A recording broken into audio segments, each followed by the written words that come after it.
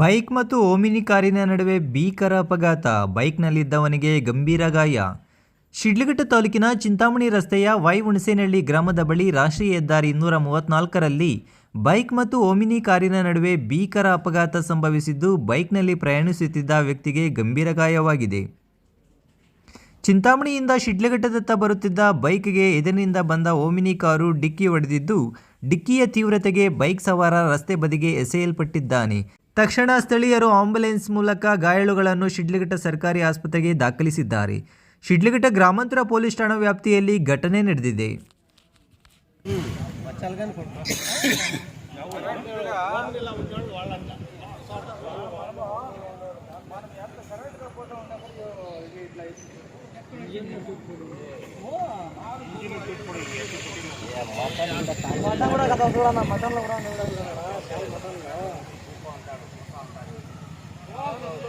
మొన్న అదే అయినది అంత రెండేళ్ళు అయినా నాలుగేళ్ళు అవుతుంది. మొన్న ఆపరేషన్ చేయాలి, ఇంకా 2 నెలల కాలం ఆపరేషన్ తెప్పించి మళ్ళీ